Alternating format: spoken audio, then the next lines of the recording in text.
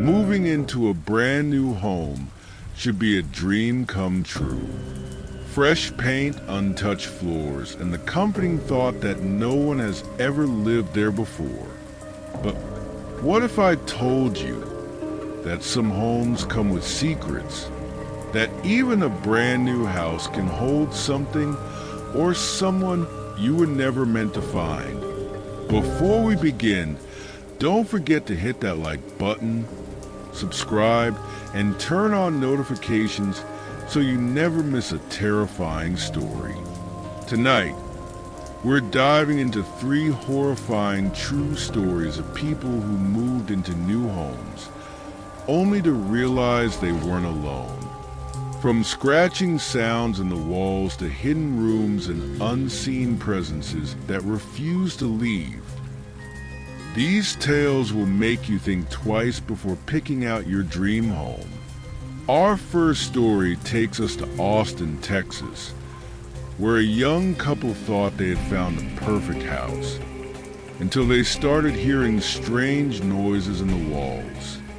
At first, they believed it was just rodents, but as the nights passed, the sounds grew louder, and then they realized whatever was making the noise wasn't just inside the walls. It was watching them. Jake and Emily had been searching for their first home for months when they finally found it. A charming, newly renovated house on the outskirts of Austin, Texas. The walls were freshly painted. The hardwood floors gleamed, and the modern kitchen looked straight out of a magazine. Best of all, the price was unbeatable. Almost too good to be true. The first few nights were blissful. They spent their evenings unpacking, drinking wine on the back porch, and talking about the future. But on the 4th night, something changed. Emily woke up to a faint scratching sound. It was subtle, almost like nails skimming against wood. At first, she thought she was imagining it, but then Jake stirred beside her. "You hear that?" He mumbled sleepily. The sound seemed to be coming from inside the walls. "Probably mice," Jake reassured her. "It's an old house. I'll call pest control in the morning."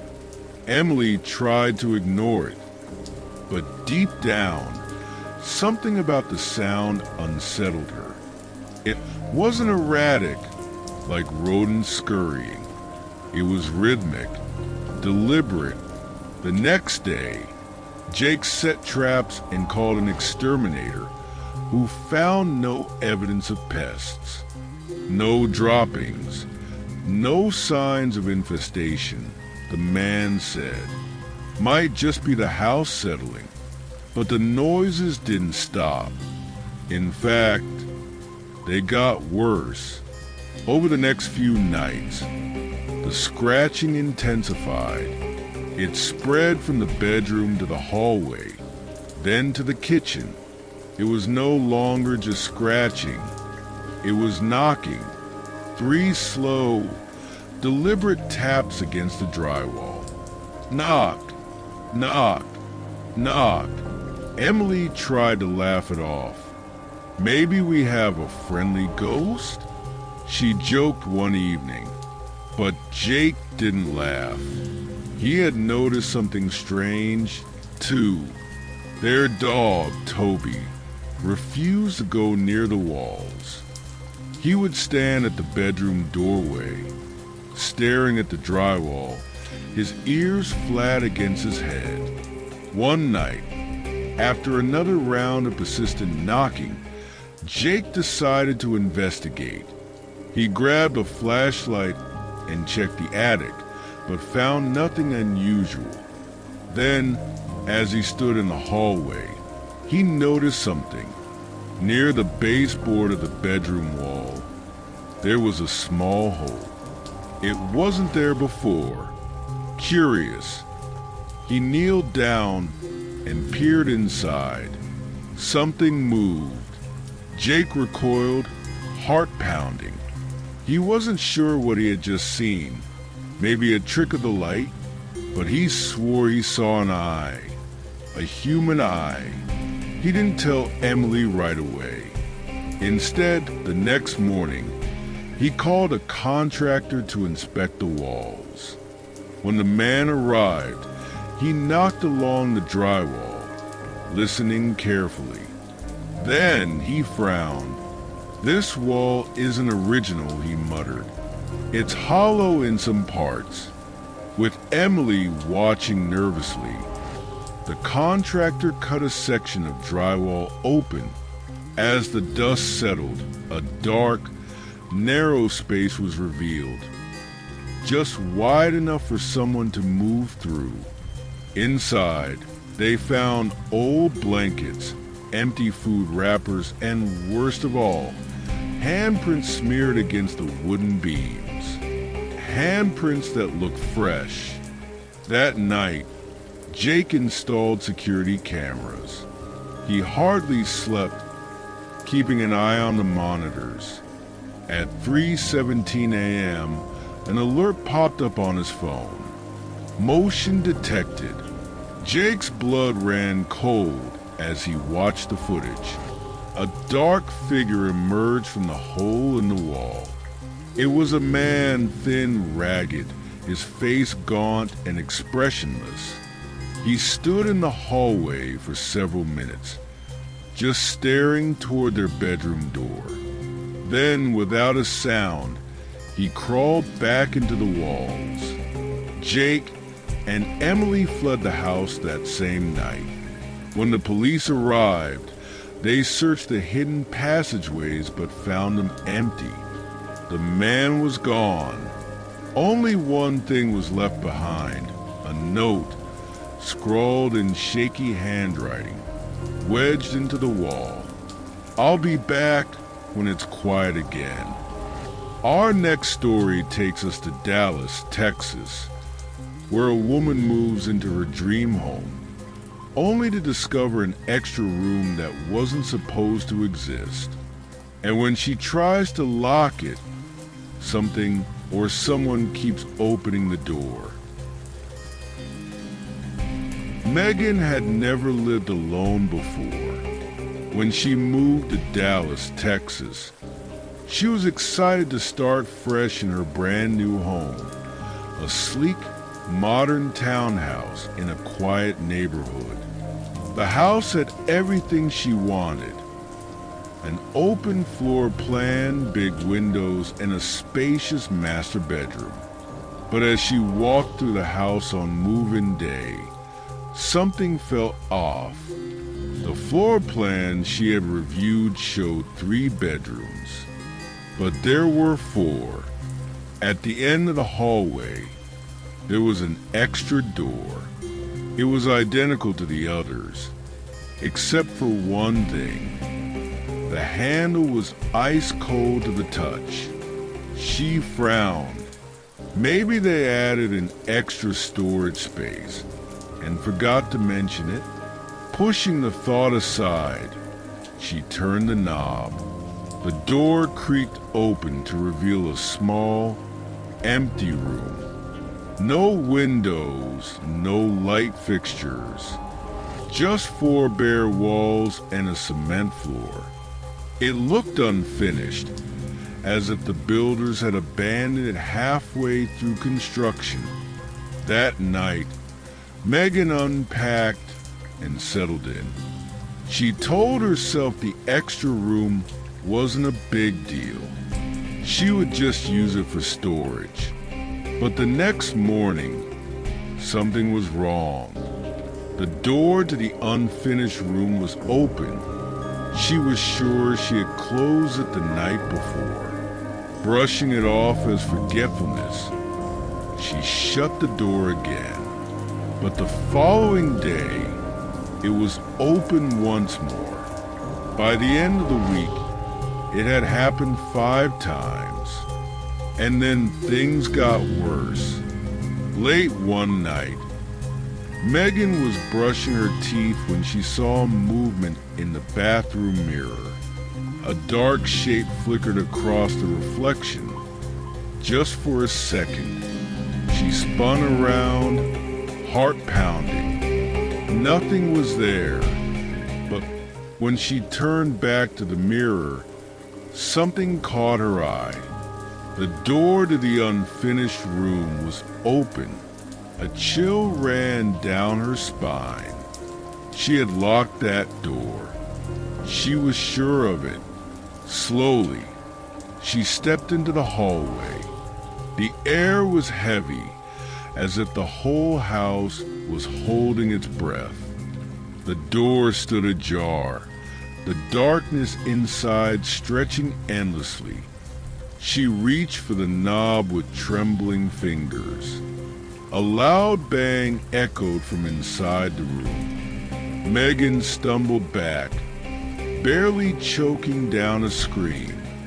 She grabbed her phone, turned on the flashlight, and hesitantly pointed it inside.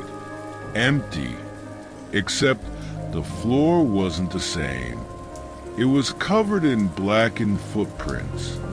They led in circles as if someone or something had been pacing inside.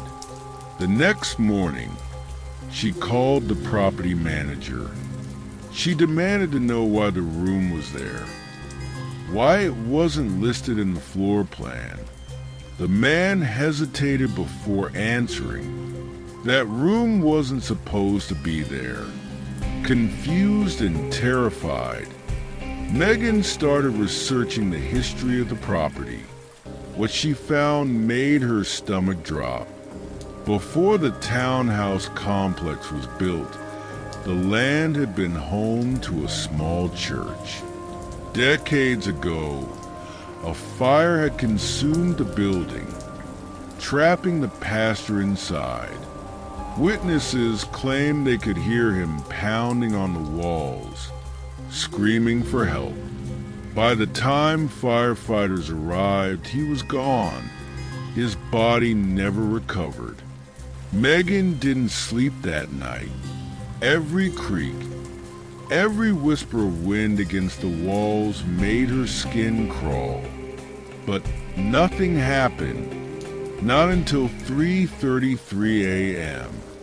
She woke up to the sound of slow, deliberate knocking. Knocked, knocked, knocked. The sound was coming from inside the unfinished room. Tears welled in her eyes as she lay frozen in bed. She knew if she got up to check, she would see something she wasn't meant to see. Her phone buzzed. A notification from her home security app. Motion detected. Hallway. Shaking, she opened the live feed.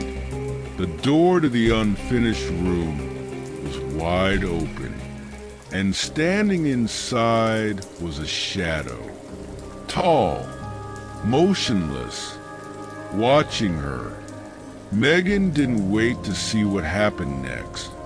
She grabbed her keys and ran. By sunrise, she had broken her lease and was on the road, vowing never to return. She never told anyone what she saw in that footage. She never had to, because every night since then, at exactly 3:33 a.m., she still hears knocking. Our final story takes us to San Antonio, Texas, where a family moves into a beautiful new home, only to realize the previous owners never truly left. The Ramirez family thought they had found their forever home in San Antonio, Texas. A spacious 4-bedroom house in a quiet suburban neighborhood, freshly built, with a backyard perfect for their 2 kids. It was everything they had dreamed of, but from the very first night, something felt wrong. It started with small things. The sound of footsteps in the hallway when no one was there. Cabinet doors found open in the morning. A strange, lingering smell. Something faintly metallic. At first, they blamed exhaustion from the move.